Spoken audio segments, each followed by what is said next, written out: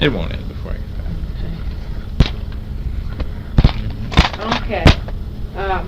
I just want to ask you some questions. We'll be jumping around kind of questions. Okay, honey. And then after that, if you can think of other things you want to say, we'll do that. Okay.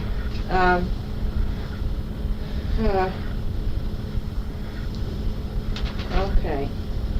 When you were little and the deportations had started, Yes. do you remember your parents and aunts and uncles explaining to you why the Turks had started killing the Armenians and deporting them? Do you remember the explanations people gave? I really don't remember too much, Mhm. except that Turks are against Armenians. Mm-hmm. They don't want Armenians to progress, Mm-hmm. to do things. So they do that once in a while to kill Armenians so that they want to go ahead. Mm-hmm. And that's all I remember. If it's right or wrong, I don't know.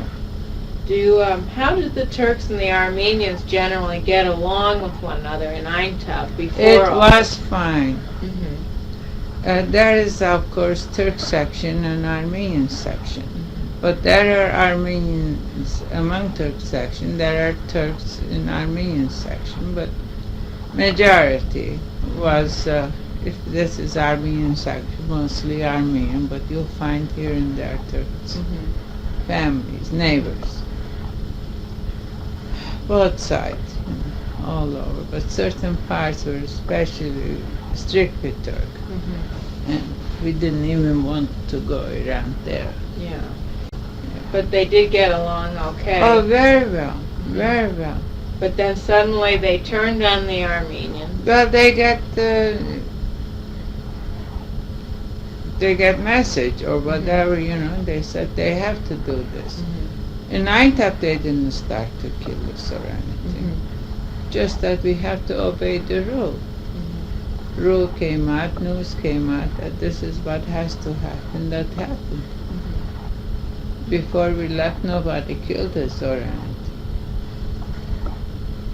Okay. I remember you said yesterday your cousin Luther thought that maybe the Germans were motivating the Turks behind this. Well, that I heard all over my life during the war. People. From different people, my father's and grandfathers, they used to say Germans are behind it. Germans are behind it. I don't know what the politic was, what it was. All I know that Germans behind it. Then I have seen Germans and British were fighting with plane over, they were just shooting one another during the war. I don't know which side was this, which side was that, but that's all I remember. Did anyone ever mention Russia or? No, I don't remember at that time. Only I remember that they took the Tsar down, Russian Tsar down, and Rasputin or whatever they think, and then of course Lenin took over. That I heard those. Did anybody in Aintab ever want to go live in Russia? No. They just mostly wanted to go to No place. Beirut or... No place. I mean, nobody's will was to live Aintab. First time it was war, they sent us to be killed. After a while, they noticed that there is no more tradesmen left in Aintab, like bakery, tailor, or something. All the trade was Armenians doing. They didn't do anything. They didn't know anything. So they kept one or two of each trade, like one jeweler, two bakers, or the shoemaker. They started to keep it in Aintab. And whoever was working, that family was safe to stay. I see. you said the other day when I was telling you what the topic of my thesis was about America, what they did or didn't do for the Yeah. Armenians. And you said nothing. It was false promises. Yes. What were some of the promises they think Promises they made? were, what's his name? Wilson. Wilson. I find out that Wilson always was for the Armenians. He was going to free them, give them their land, whatever. Yeah. But when he got sick, that was left there, and nobody did anything after that. So Heinrich always felt bad, that too bad that he died and nothing happened to Armenians. And nobody gave us any hope anytime. Was Heidegg active in Armenian politics here once he came here? Well, yes, Armenian Eintag organization. He was very much in it. And we had lots of, he was always at the meetings and things. Then when the Turian Sirpazan was killed, 1932 or 31, around there, and Harik didn't belong to any organization, but they were Tashnak minded. And they thought that they were Tashnaks, Harik. He was an actor. It was just the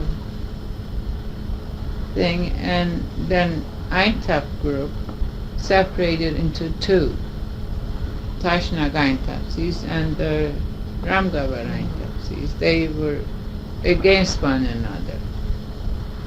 So it so happened years later, Heinrich brought them together, and they signed the paper in our house. 3 days and 3 nights. I entertained about 50 people. They were having meeting at our house, and about 10-12 of them slept over, and so continued. The ones that were around New Jersey, New York, they came back every morning and went. So I fed them, I entertained them. Finally, agreement signed in our house, and it's in Eintag history book that it was signed at Norian J's house on December 2nd. It's in the book. So he was very much interested with Eintag. His life was to keep harmony in the family, among friends, among everything. So that's how his life was, always. So he promised to give something, this Vanetsy, friend of his, Mr. Garabetians, they were publishing a book, a Vanetsy book. And he asked for an ad for Heinrich to write something in it.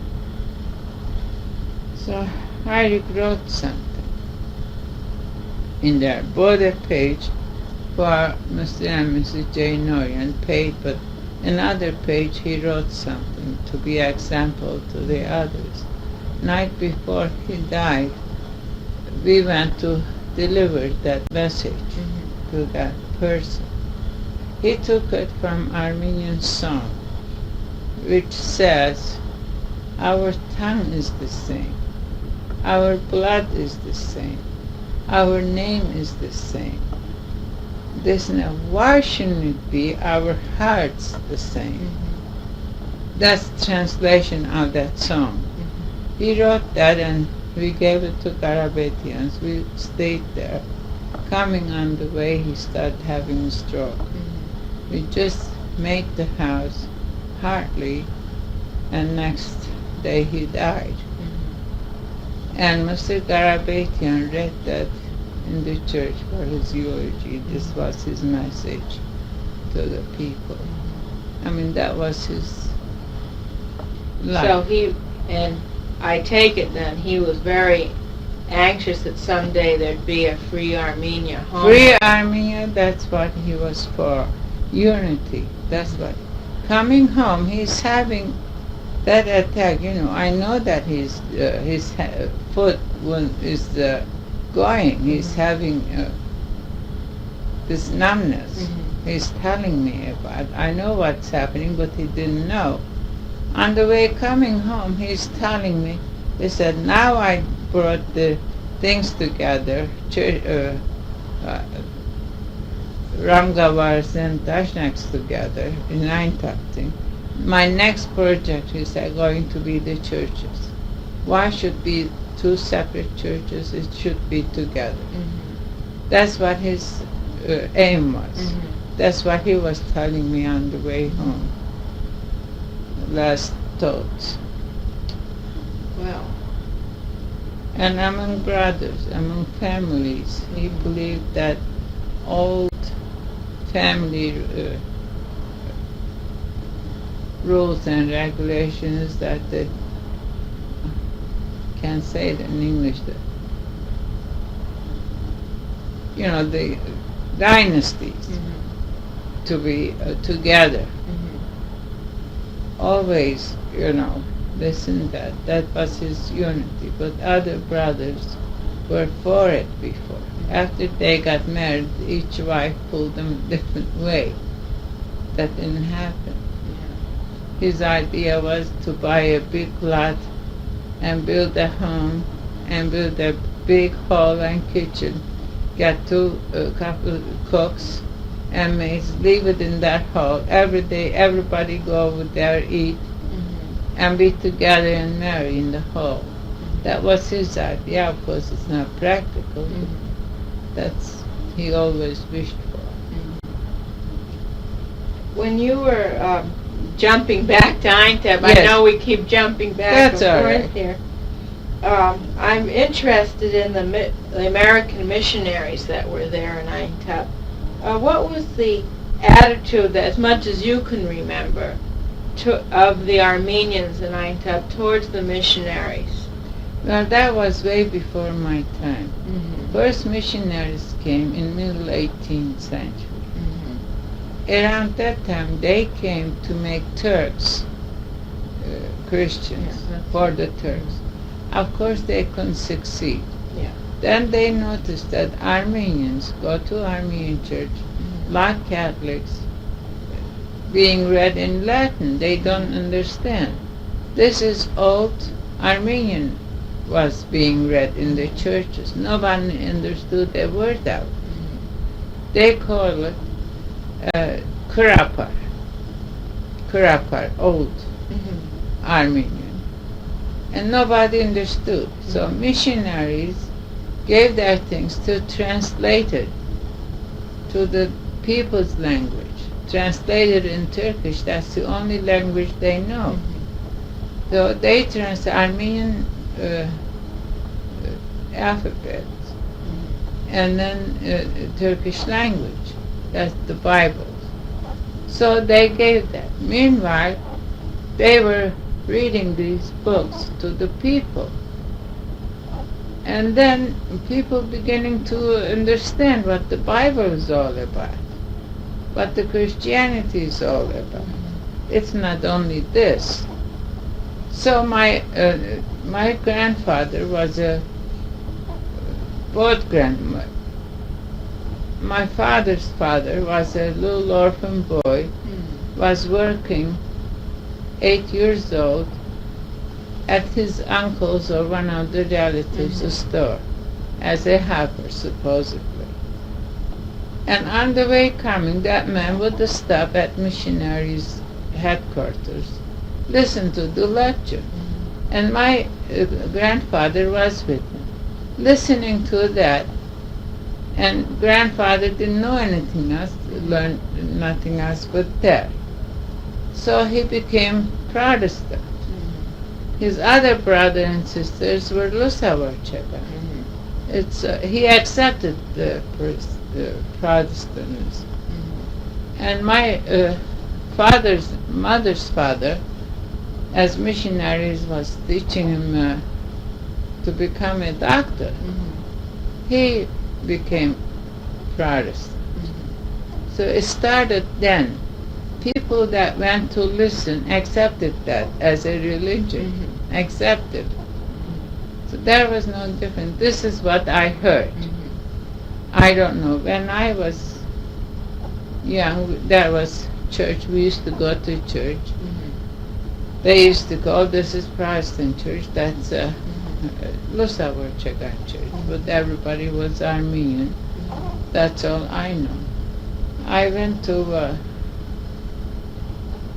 church schools, I mean, in the churchyards there are school rooms, so we were there. After going to kindergarten 3 years, that was the rule. Third year I graduated from my kindergarten, my only diploma, and your mother has it in the book. Yeah. And I graduated at 6 years old. Then I went to school 2 years, not even 2 years. Then the war came and that's it.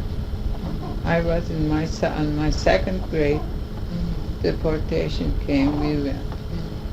4 years I didn't see any school, nothing. All we had was a Bible. My father and mother used to read Bible every night, and I knew Bible stories. And whatever my parents taught me, that's all I knew. I couldn't even read. I forgot what I had learned by then. We came back to Aintab, 1918. It was a week before Easter, week before my birthday. We came, week later, I was 12 years old, and there was no school. All the schools are closed, no one to open a school, nothing. Everybody just coming, slowly coming.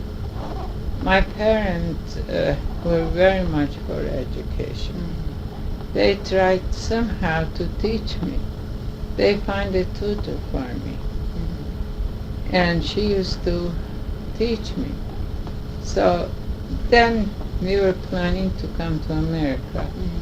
I started English and Armenian at the same time. I didn't learn any arithmetic or anything, or any grammar of it, just to read and learn words. That went on about 2 months or so. Later on, we find that Lusavar Chakans, not Protestants, were writing, collecting students to open a school. The name of the school was Kharajian, all girls school. So my father said, "You're going there. It's a school and I want you to learn Armenian." After war, everybody turned to Armenianism, because before that, I understand before my mother, they said that whoever spoke Armenian, they used to cut their tongue. So it was forbidden to speak Armenian in schools. We spoke Turkish all the time. We learned Armenian as a foreign language. But after the war, people... After the war, people started speaking Armenian. All the languages were Armenian in school. But I didn't know one word of it. I went to school, but Lusavar Chagan, they taught their children Armenian, I suppose, or I don't know what it was. They knew more than I did. And I didn't know one word. I didn't understand anything. And my teacher was a very wonderful person. She understood my situation. One day we went to religion class that she was teaching us about religion.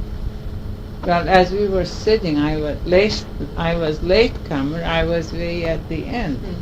She started from me to cross myself. Said, Merin, cross yourself. I didn't know how to cross myself because I'm Protestant. So I started like this, like that, Whole class laughed at me. And I was ashamed, kind of. And teacher said, no, there's nothing to laugh about. Not everybody does that. Anyway, then they spoke. Most of them didn't know how to speak Armenian, but we're beginning to learn. Whoever went to deportation didn't know.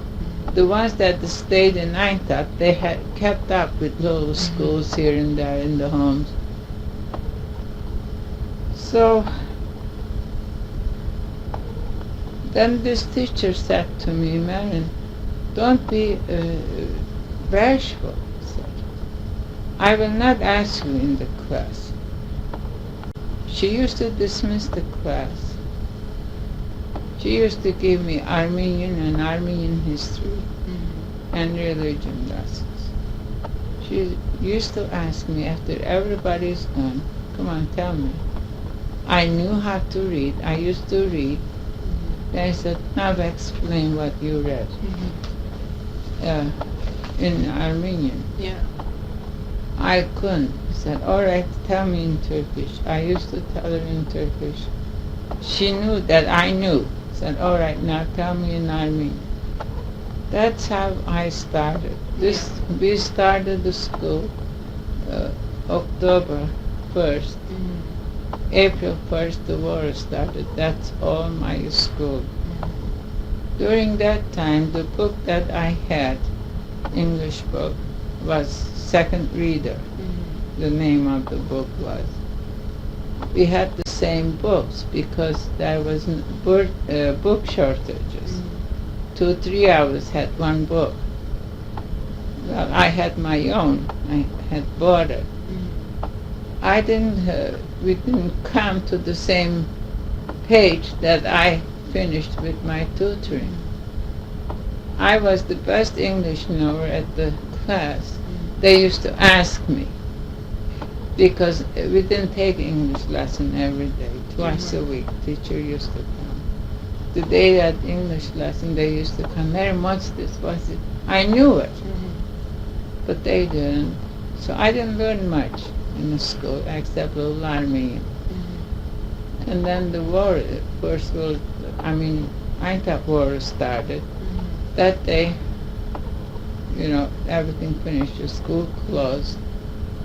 And after that, I came to, as I said, I came to Aleppo. Uncle took me to Aleppo.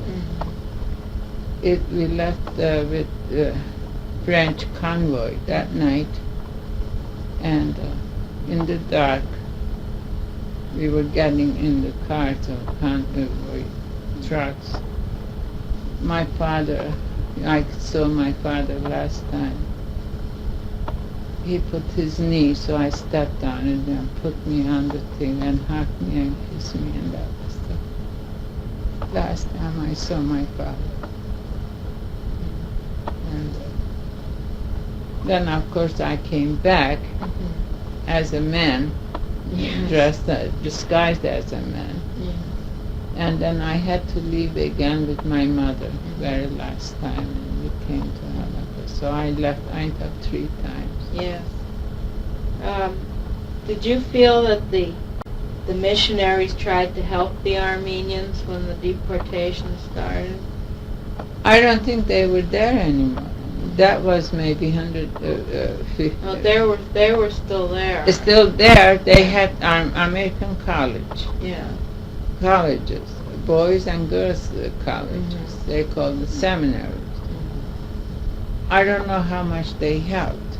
They kept the schools open. Whoever was there, I suppose they continued, or they closed, I don't know. After the Aintab war, they opened it in Aleppo, they continued, they called the seminary, American Seminary again. Did you ever hear of a Dr. Shepherd? Yes, Dr. Shepherd was in the hospital. Doctor, I knew him. He was a little man, walked around with a little donkey. He used to sit on a donkey and go around. And his daughter was a nurse at the hospital too. I know that. I used to see him around. I just love the image of him on his little donkey. It's so cute. I remember the last time I was here, one of the last times I was here, you mentioned an uncle or something who was either an ambassador to Persia or... Oh, yes. Now, who is he and what was his story?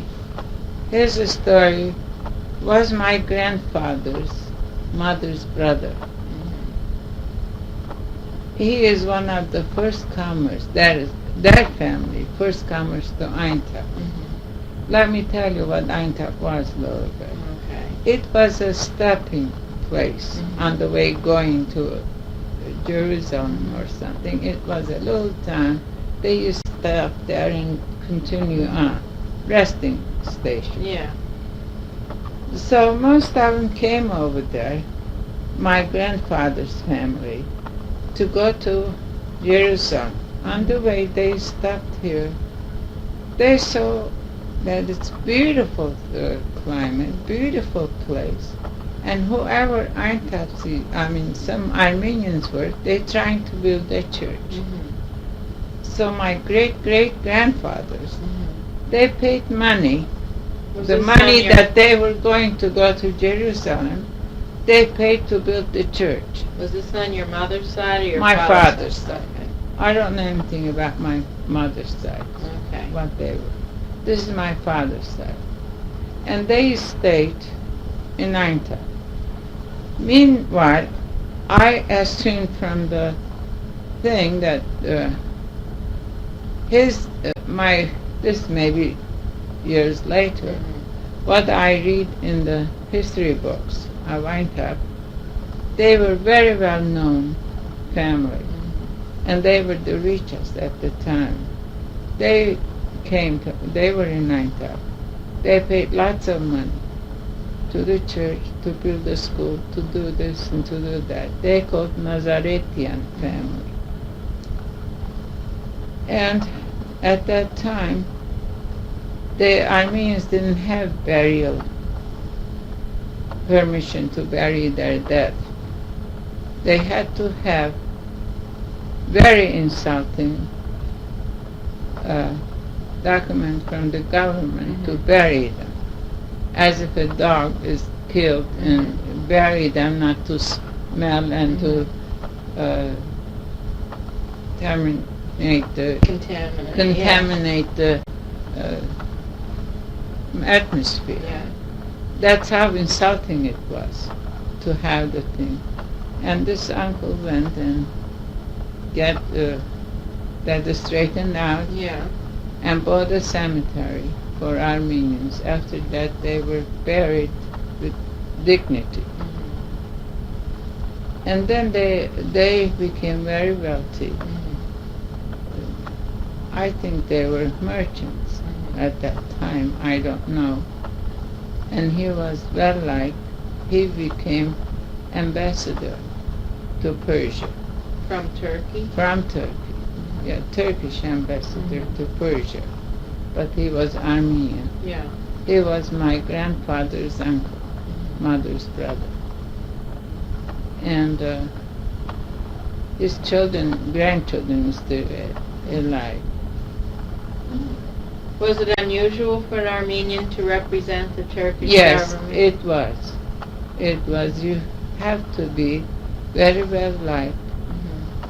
You have to have certain position to be in that situation. And my ancestors, when they came, I think they have come from some kind of Persian towns. Because in that time They have come to Eintop 1770. If you read Armenian history, around that time there was some kind of war that Armenians left and went out to nearby places. They have ran to Persia. From then on they came to Eintop. And their name was, I know the name, Magardich Kharajian. Kharajian Norian, maybe you read about him. He's Armenian priest. He left the priesthood. I mean, he became a priest. And to help Armenians, he was called Father of Armenia.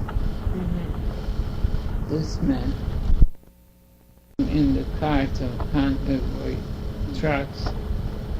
My father, I saw my father last time.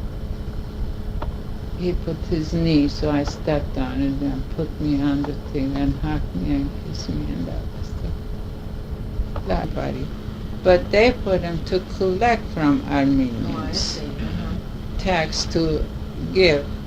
He was so honest, and they kept him on for years, and his son did the same thing. That was called Kharajian. Then they said Kharajian, son of Kharajian. This is where Kharajian comes That's from. where Kharajian comes from. It was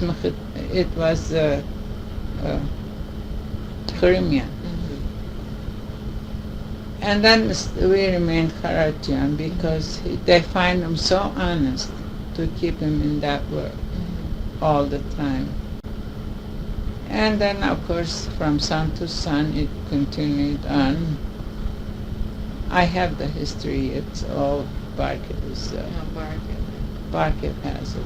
I When mean, did Haiduk's family come from Persia? I don't know. That I don't know. Must be around there. Because at that time there was, I think, rush to come. So most people must be around then. Were there any other people in the family that had very illustrious positions or high positions, like this man who was ambassador to Persia? Well, his son became afterwards ambassador to Persia. I remember the son walking with two bodyguards. You know, they have long pantaloons and all embroidered short jackets, swords here and sword there, you know. Two of them walk in the front, and he walks behind them. And I know him. His name was Suzanne. And I thought they had most beautiful home, Yeah, I'm sure. gardens and this and that. My other, his father, had a room that the whole roof, I mean ceiling of the room was filled with gold leaves. Oh my. You know, gold leaves wrapping one another. And he was well known. He built a school for Armenians. He had this, he had that. All Nazaretian family became very famous and wealthy at their times, you know. Has been known until today. Nazaretians go on. Even in Beirut right now, they have very wealthy Nazaretians, which they are making business with America, exporting. And what else? Oh, my grandfather's sister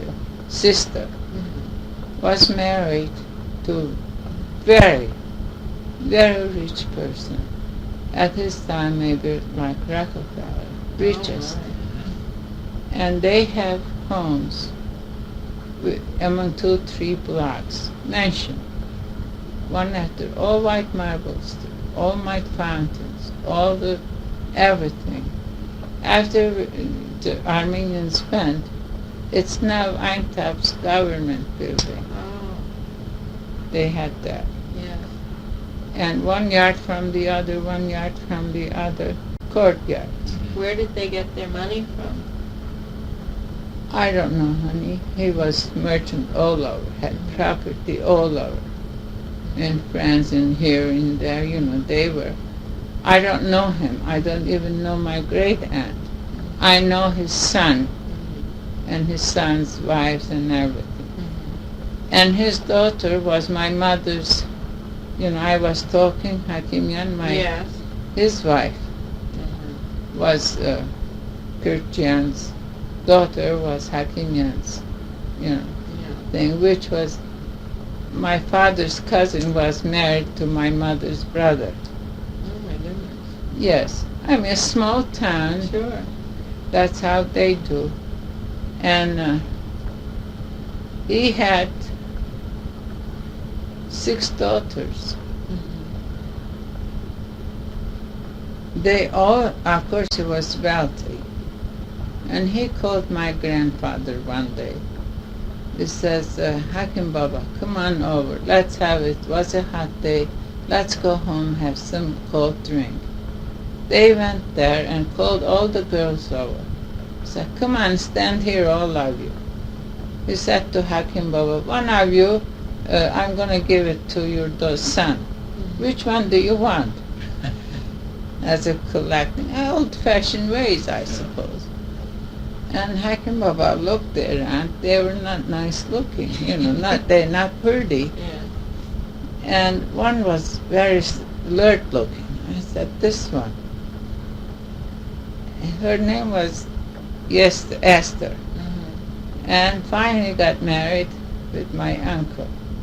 My uncle was the handsomest person, very handsome, tall, light, just like a prince looking, that thing.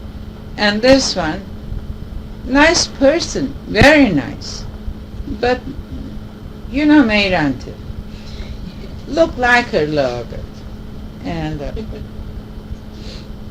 anyway, but they were later on very happy. This was my cousin Luther's mother and father I'm talking about.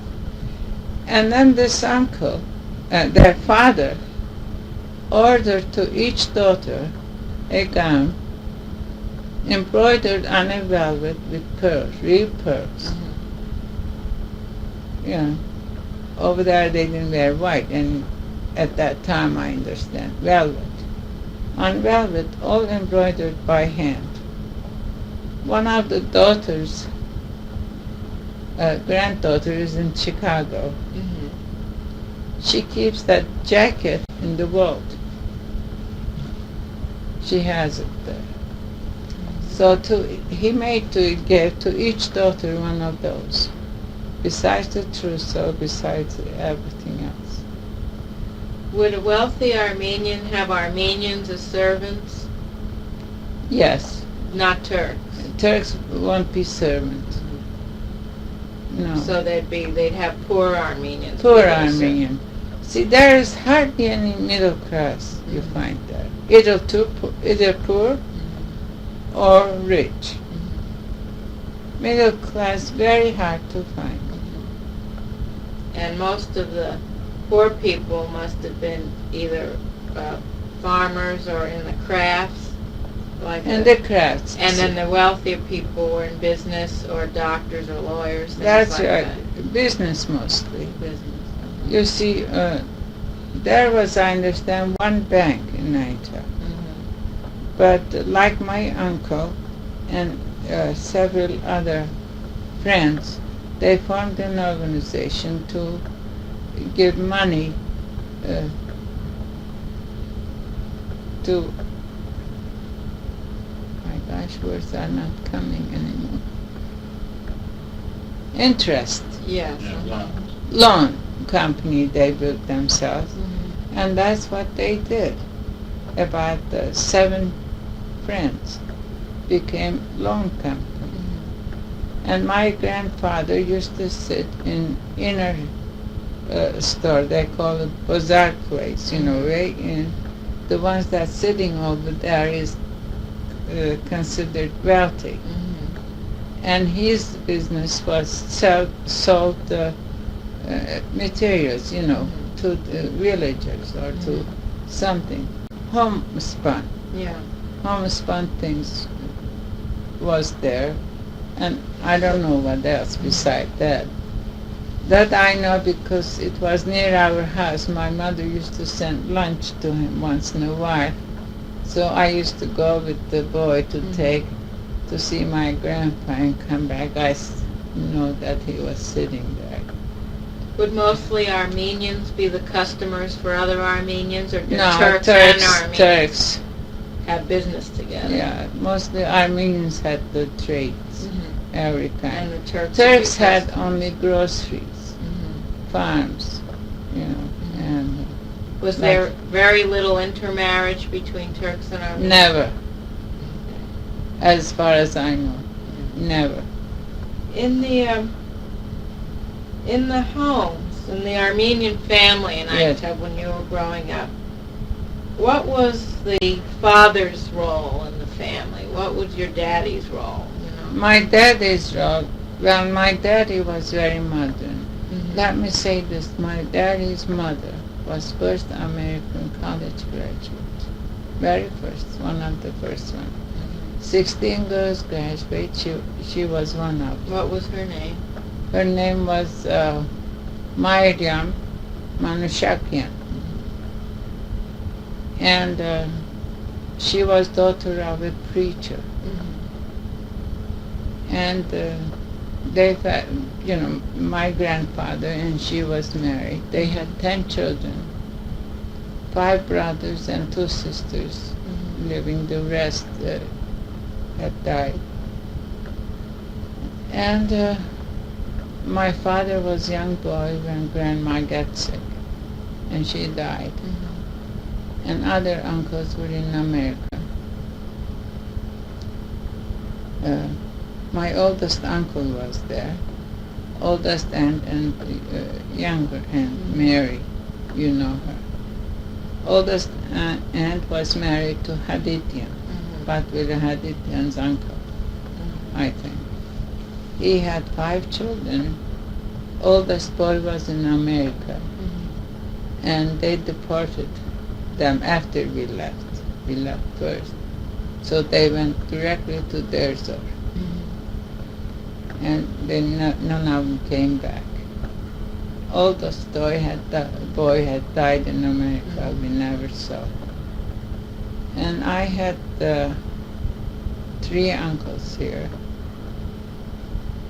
One uncle was dentist, and he lived in Nebraska.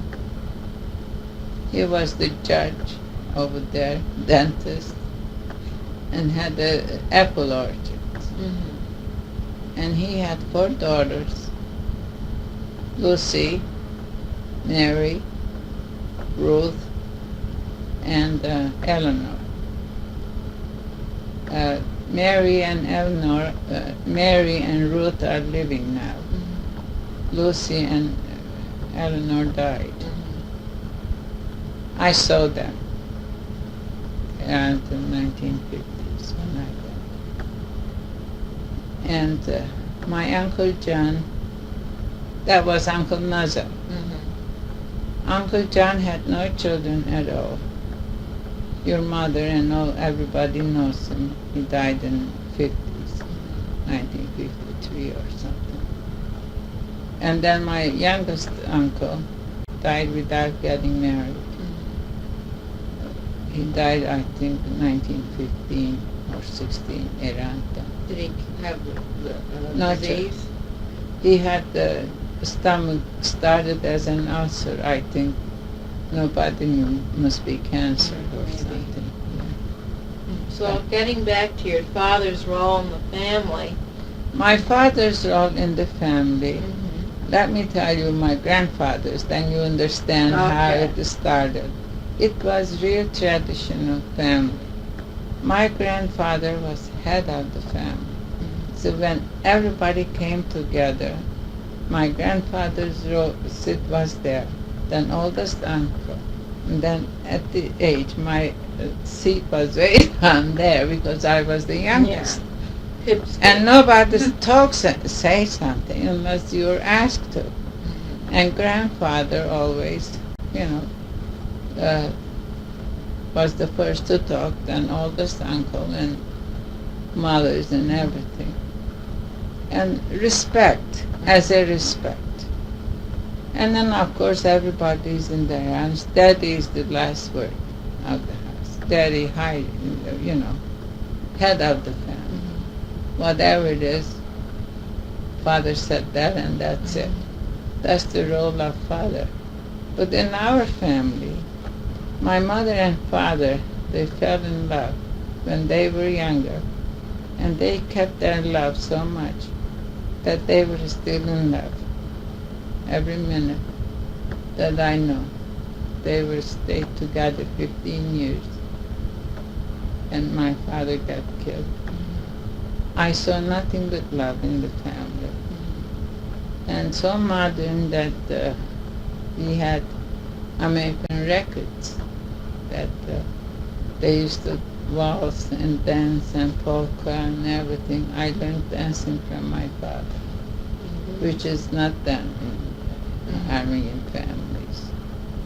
So I can't judge my family with the others. And then we celebrated Christmas like here. I remember very last year that before deportation, Christmas night, my father had a Christmas tree. We had little candles on it. He stood there so it wouldn't get fired. Yeah. And my cousin was dressed up like a Santa Claus. Oh. They homemade, of Yeah. course, the red blanket or something with thing. And then Santa Claus is coming, Santa Claus is coming. We were at Grandpa's house sitting all around, and he came and put the bag in front of Grandpa. And ho-ho-hos and this and that. And we were singing, your children, Santa Claus is coming to town like. And then Grandpa read everybody's name and gave us the gifts. Whoever giving something to somebody was in there. Yeah. So I remember that, but nobody else remembers Christmas. Yeah. If I say that, they think I'm crazy because nobody else did it that Yeah. way. And at home, this is at Grandpa's house, Christmas Day. But the night before Christmas, in my bedroom, I used to wake up. All my gifts were there. Where did your father and mother learn these to celebrate Christmas like this? And we used to get magazines from schools, American schools, American ways and rules, and we used to get magazines. And my father was very advanced, very modern or gourmet cook of everything. One day he heard that a man had come to Einthoven to do sweet things about Ramadan time. Oh, yeah. So he brought this man home, came and taught my mother how to make sweet things, cookies and things. And we had no oven or stove. What they did was like 2 tiers, like this, open toaster, like Uncle Aaron's toaster. Toaster.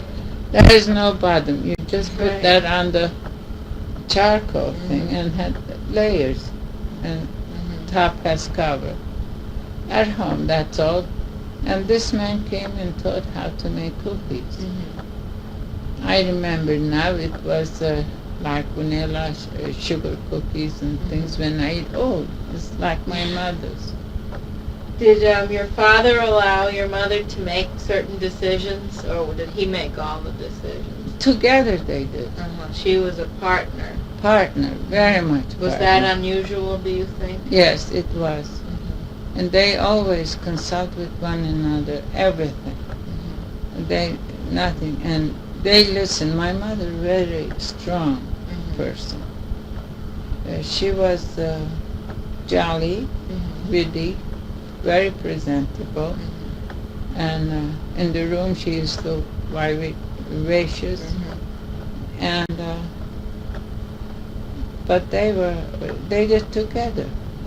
Nori, don't you think this is better instead of this? Oh yeah, that's much better than that, you know. They consult with one another all the time. Do you think that's made her happier and gave her a happier marriage maybe than other women, or do you think other women accepted the fact that their husbands were Lord and Master? They accept it. It has to be. They're suffering. I saw lots of cryings. My husband won't let me do this, and I couldn't understand that because my father wasn't like that. He used to come home happy, jolly, you know, this and that. But I can't compare with anybody else. I got married, I expected the same thing, but it wasn't. I went about 50 years back. That must have made you feel frustrated? Very much. I didn't know what was happening. I just didn't know, didn't understand. Our ways were different. His ways are different. So he used to say, I said, why? Why is it like that? It has to be this way. It has to be this, you know.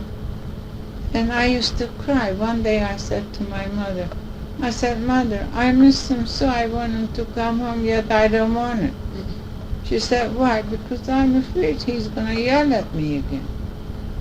He expected me. He's 36. I'm 15.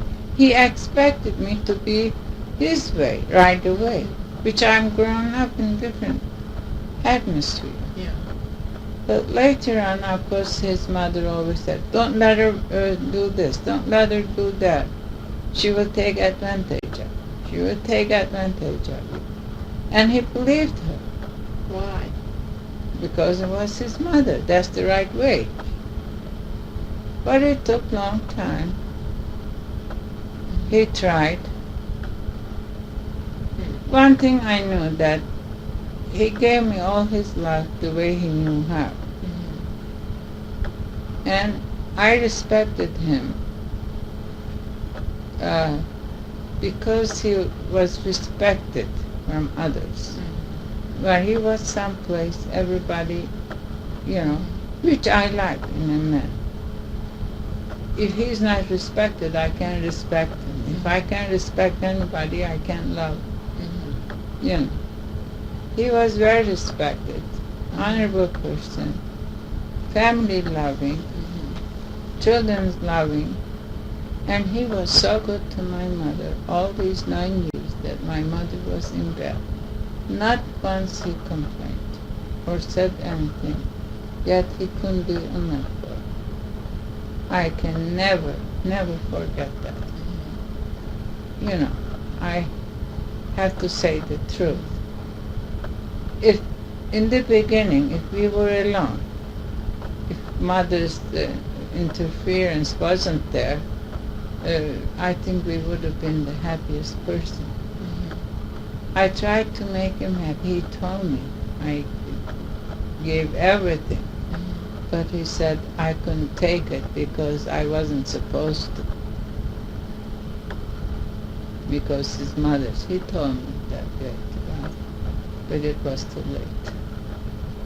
But do you think he died, when he died, that he felt that he had a nice, loving family and that he had done as best as he could? Oh, yes. He knew that I always appreciated.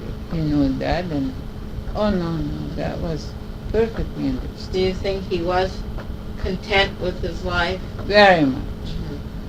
He was so content, so happy. He said to me, I don't deserve you at the end. He said, you are an angel in this world. He called me angel. He said, you have no right to be on this world. He said this and that. And he told me that he should have done this, he should have done that to me, which he couldn't. Will you ever forgive me? This was month before he died. I said, honey, look, there is no forgiveness between husband and wife. I said, what I did because I love you. You did because you love me. So let's forget about it. Nothing is done. But this and that, I said, just forget. Forget what happened.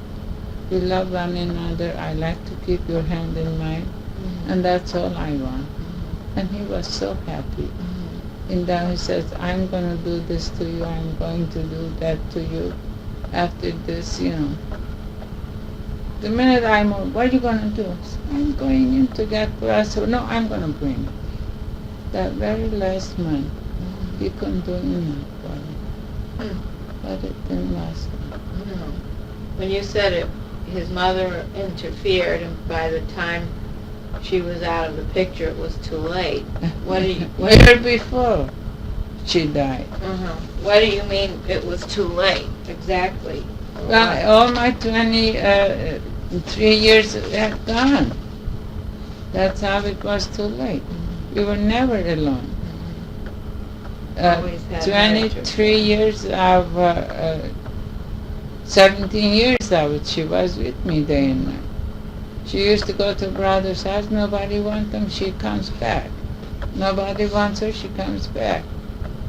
Why was he so devoted to his mother? Had she done a lot for him when he was growing up? No, just out of respect. You have to respect your mother. That's it. Of your 3 husbands, which was the one that you had the most fun with, shall we say? That you really enjoyed the most being with? And, you know, don't ask me.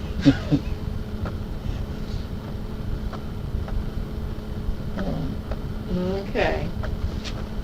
Good job. Okay. Back in Eintub, in the families. I tell you. Okay. Back in the families in Eintub now, going back across the ocean, we keep going back and forth now.